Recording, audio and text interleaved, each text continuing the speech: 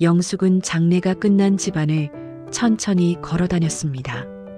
조문객들이 남기고 간 향 냄새가 아직 가시지 않았습니다. 벽에 걸린 오래된 가족 사진이 희미하게 빛나고 있었습니다. 빈 방으로 들어간 영숙은 한참을 서 있었습니다. 침대 위에는 엄마가 쓰다 망가디건이 가지런히 놓여 있었습니다. 그녀는 조심스럽게 손으로 가디건을 쓸어내렸습니다. 이제 정말 없구나 속으로 그렇게 중얼거렸습니다. 눈길은 자연스럽게 낡은 서랍장으로 향했습니다. 결혼 전까지 쓰던 방, 그때 그대로였습니다. 서랍을 열자 오래된 약봉지, 헌수건, 영수증들이 뒤섞여 나왔습니다. 그 사이로 노란 공책 몇 건이 비스듬히 꽂혀 있었습니다. 가장 아래쪽에서 두꺼운 공책 하나가 손에 잡혔습니다. 겉표지가 반쯤 벗겨져 있었고 모서리는 달아 있었습니다. 흐릿한 연필 글씨로 춘이라는 이름이 적혀 있었습니다. 영숙은 순간 가슴이 철렁 내려앉는 느낌을 받았습니다. 엄마가 일기를 썼었네 낮게 중얼거리며 공책을 펼쳤습니다. 순간 마음이 복잡해져서 처음부터 읽지 못하고 습관처럼 마지막 장을 먼저 넘겼습니다. 마지막 페이지에는 단 한 문장만이 또박또박 적혀 있었습니다. 영수가 미안하다 그리고 고맙다. 글씨는 떨려 있었고 몇 글자는 잉크가 번져 있었습니다. 영숙의 눈가에 눈물이 차올랐습니다. 그러나 곧 이를 악물고 일기장을 덮었습니다. 이제 와서 뭘 미안하고 고마워 그녀는 속으로 투덜거리듯 생각했습니다. 그때 거실 쪽에서 민수의 목소리가 들려왔습니다. 누나, 저녁은 시켜 먹자. 김치찌개는 이제 그만 좀 먹자고. 영숙은 대답 대신 한숨을 내쉬었습니다. 일기장을 품에 안은 채 문을 닫고 방을 나왔습니다. 늦은 밤 집안은 적막했습니다. 부엌 시계 초침 소리만 또박또박 들렸습니다. 거실 TV에서는 재방송 드라마가 혼자 떠들고 있었지만 소파 위에 민수는 이미 골아떨어져 코를 골고 있었습니다. 방으로 들어온 영숙은 불을 절반만 켰습니다. 희미한 스탠드 불빛 아래 아까 서랍에서 꺼낸 일기장이 책상 위에 놓여 있었습니다. 손을 뻗어 일기장을 쓰다듬듯 만지다가 천천히 첫 장을 펼쳤습니다. 1975년 3월 2일. 오늘 영숙이 학교에 갔습니다. 툭툭 끊기는 짧은 문장들, 맞춤법은 틀리고 글씨는 삐뚤빼뚤했습니다. 그러나 그 안에는 한 아이를 바라보는 엄마의 눈이 담겨 있었습니다. 영숙은 눈을 가늘게 뜨고 글자를 따라 읽어내려갔습니다. 영숙이가 도시락 반을 남겼다. 아까워서 내가 먹었다. 아이가 더 먹었으면 좋겠다. 그 문장을 읽는 순간 머릿속에 어릴 적 장면이 스쳤습니다. 집에 돌아왔을 때 엄마가 자신의 도시락 반찬을 먹었다고 화를 냈던 기억이 떠올랐습니다. 그때 엄마가 아무 말도 못하고 웃기만 했던 얼굴이 함께 떠올랐습니다. 엄마가 배고파서 먹은 줄만 알았는데 영숙은 조용히 중얼거렸습니다. 페이지를 넘길수록 영숙이라는 이름은 계속 나왔습니다. 영숙이 졸업식에 못 갔다. 민수가 열이 나서라는 문장에서 영숙의 눈썹이 찌푸려졌습니다. 자신이 혼자 졸업식에 갔던 기억이 다시 떠올랐기 때문입니다. 그때 느꼈던 서러움이 가슴 깊은 곳에서 다시 살아났습니다. 하지만 일기 속 엄마는 두 아이 사이에서 갈라져야 했던 그날의 마음을 길게 적어두고 있었습니다. 큰애가 속상해할까봐 밤새 마음이 아프다라는 문장을 읽는 순간 영숙의 눈에서 눈물이 뚝 떨어졌습니다. 페이지를 넘기다 손이 멈췄습니다. 다시 마지막 장으로 돌아가 그 문장을 바라봤습니다. 영수가 미안하다 그리고 고맙다.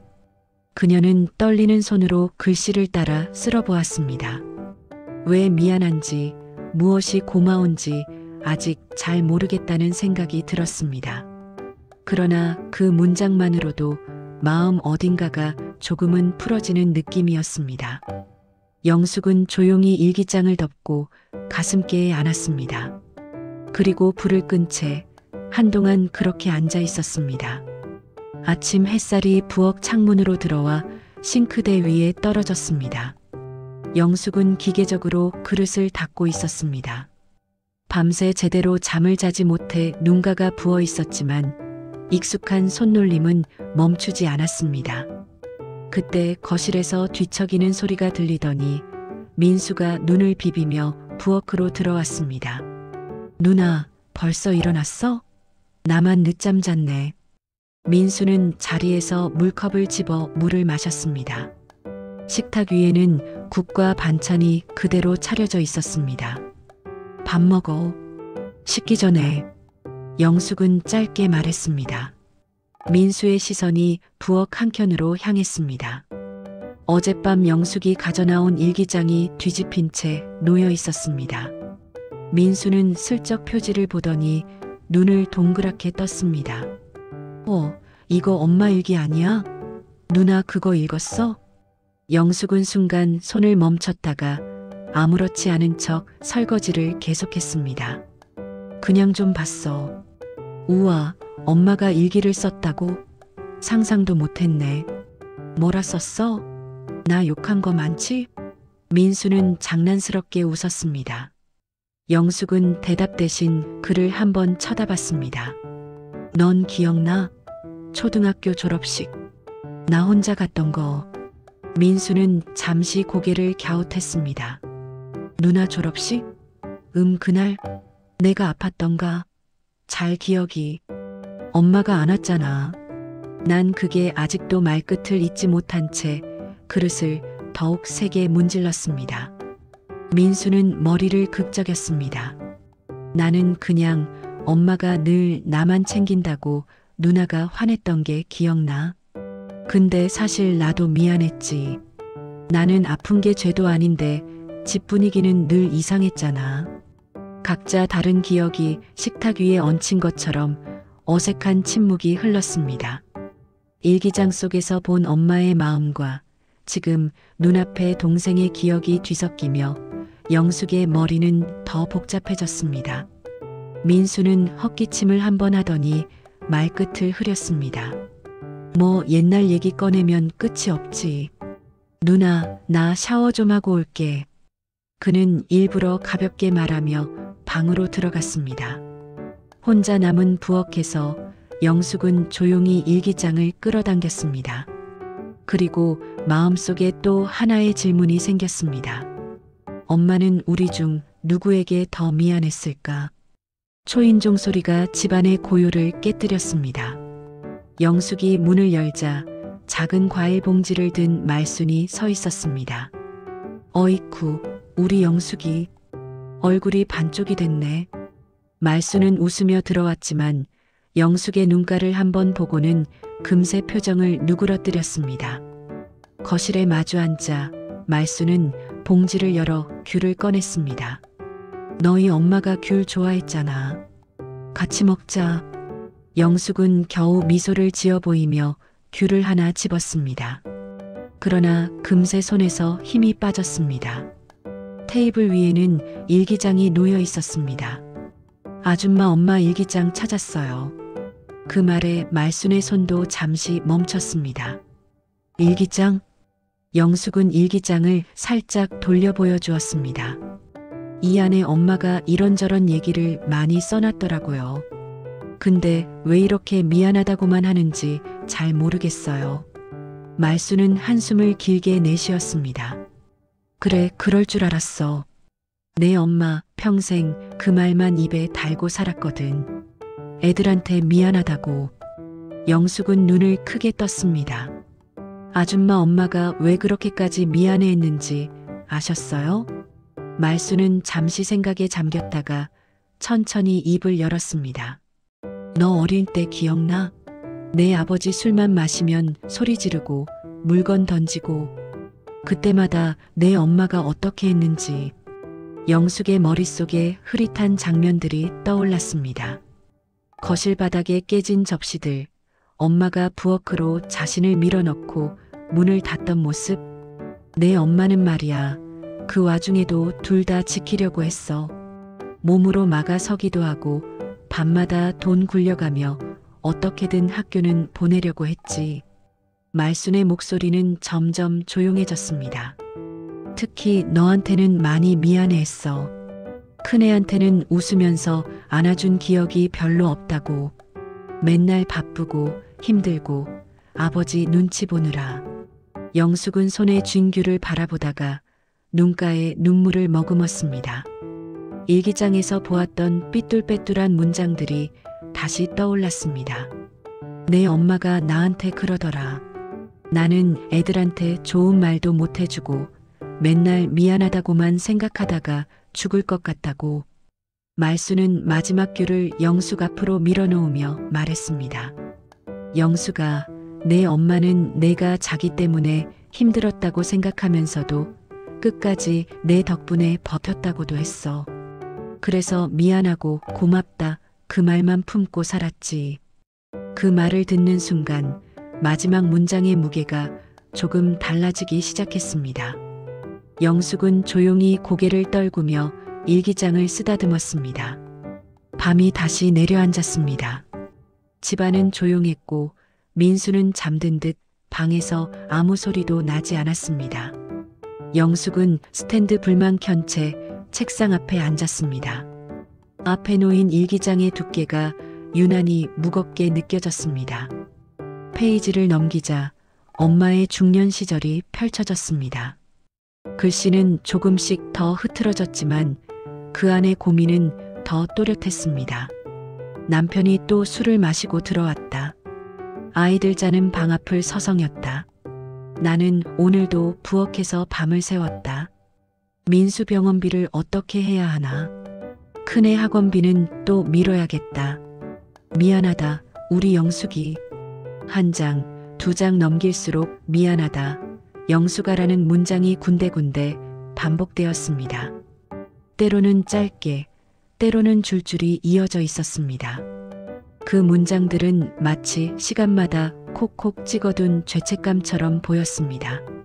영숙은 자신의 이름이 적힌 부분만 몇 번씩 다시 읽었습니다. 왜 그때는 한 번도 이런 말을 안 했을까 속으로 되뇌었습니다. 그러다 한 페이지에서 눈이 멈췄습니다. 제목처럼 적힌 문장 하나가 보였습니다.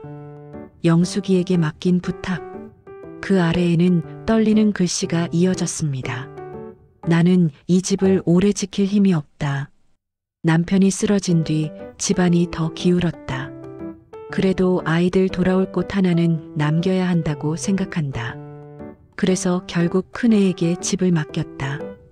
영숙이에게 너무 무거운 짐을 얹어준 건 아닌지 밤마다 가슴이 아프다. 영숙은 숨을 들이켰습니다. 결혼 후에도 친정 살림과 병원 일을 도맡아 해야 했던 지난 세월이 떠올랐습니다. 그때마다 속으로 왜 나만 희생해야 해라고 불만을 품었던 자신이 생각났습니다. 알면서도 그냥 맡기기만 했던 거야. 엄마는. 눈물이 조용히 뚝뚝 떨어져 일기장 위를 적셨습니다. 이번에는 눈물을 감추지 않았습니다. 엄마, 왜 이제야 이런 걸 보여주는 거예요? 그녀는 일기장을 꼭 끌어안고 고개를 숙였습니다. 가슴 한가운데 얹혀있던 돌덩이가 조금씩 갈라지는 듯한 기분이 들었습니다. 그 다음날 오후 초인종이 다시 울렸습니다. 이번에는 지연이 서 있었습니다.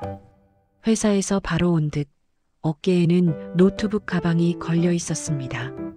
엄마, 괜찮아? 어제 전화 목소리가 좀 그래서 걱정돼서 왔어. 지연은 신발을 벗자마자 부엌으로 들어와 엄마 얼굴을 살폈습니다. 퀭한 눈가를 보자 이마에 주름이 잡혔습니다. 엄마, 잠은 좀 잤어? 눈이 너무 부었는데. 영숙은 억지로 웃어 보였습니다. 그냥 생각 좀 하다 보니까. 외할머니 방 정리하다가 일기장을 찾았어. 일기장? 지연의 눈이 반짝였습니다. 와, 외할머니가 일기 썼어? 완전 자서전이네. 요즘 말로는 브이로그 같은 거지 뭐. 둘은 거실에 나란히 앉았습니다.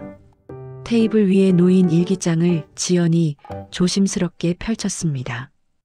삐뚤한 글씨를 보며 그녀는 피식 웃었습니다. 글씨 너무 귀엽다. 외할머니 손 떨리는 게 느껴지는 것 같아. 영숙은 조용히 몇 페이지를 가리켰습니다. 여기 내 이름이 많이 나와. 지연은 소리내어 읽기 시작했습니다. 오늘 영숙이가 늦게 들어왔다.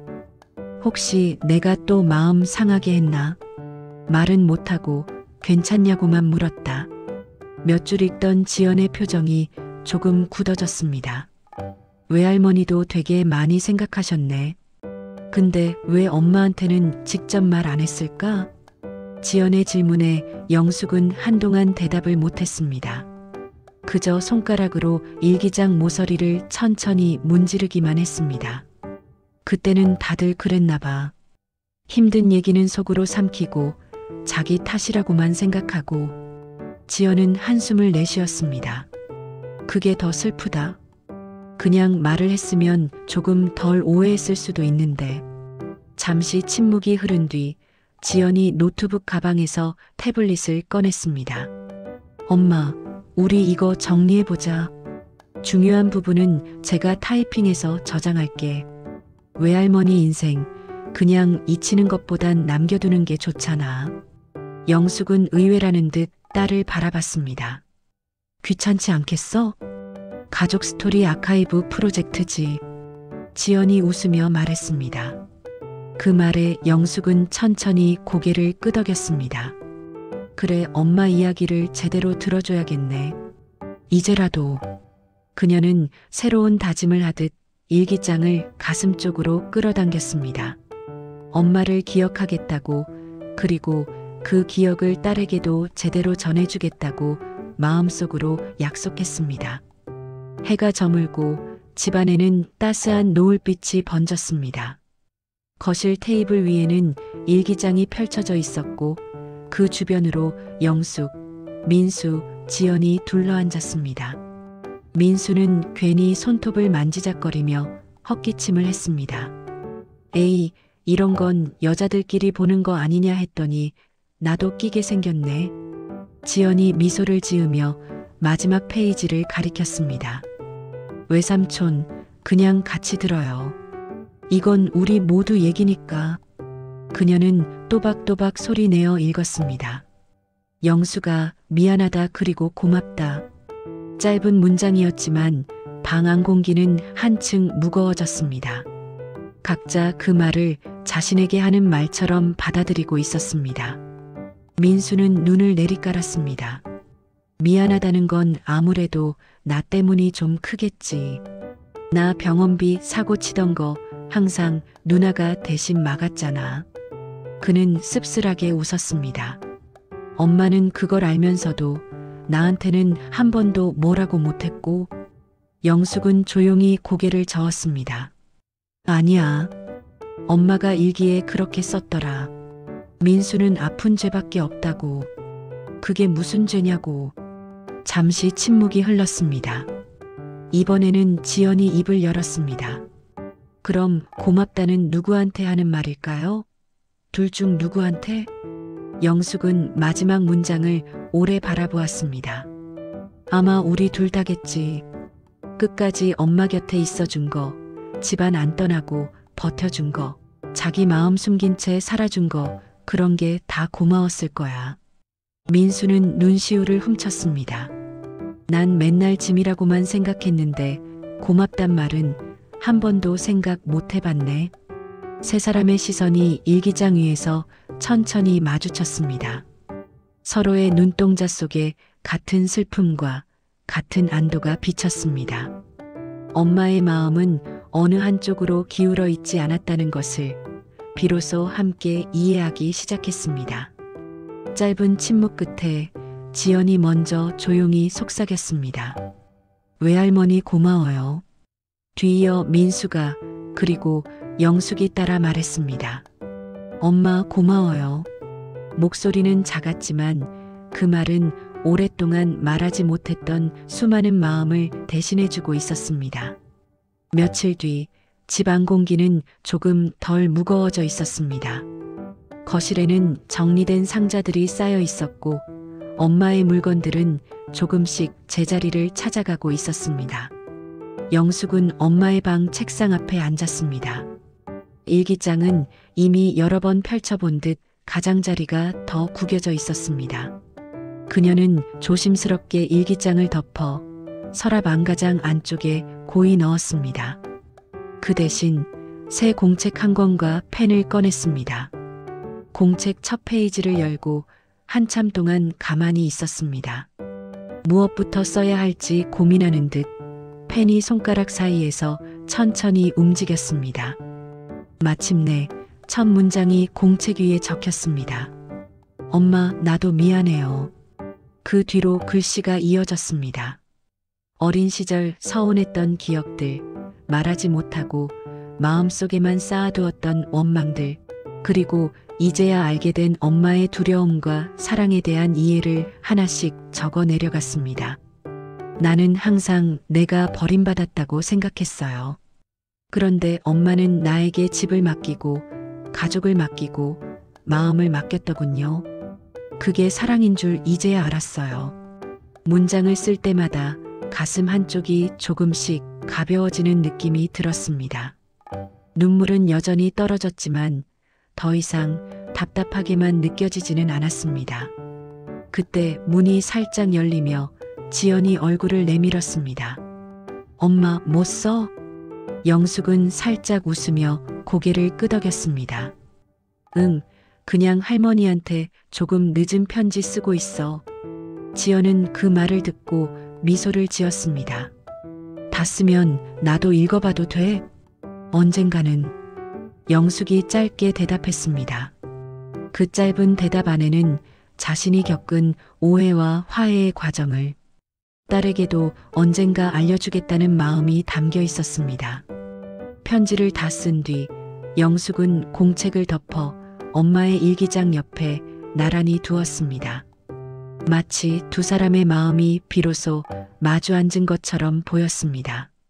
창밖을 보니 하늘은 맑게 갠 저녁빛으로 물들어 있었습니다. 영숙은 조용히 속으로 말했습니다. 엄마, 이제 정말 알 것 같아요. 남은 시간은 서로 더 이해하면서 살게요. 그리고 깊게 숨을 들이쉬었습니다. 새로운 하루를 맞이하기에 마음이 조금은 단단해져 있었습니다.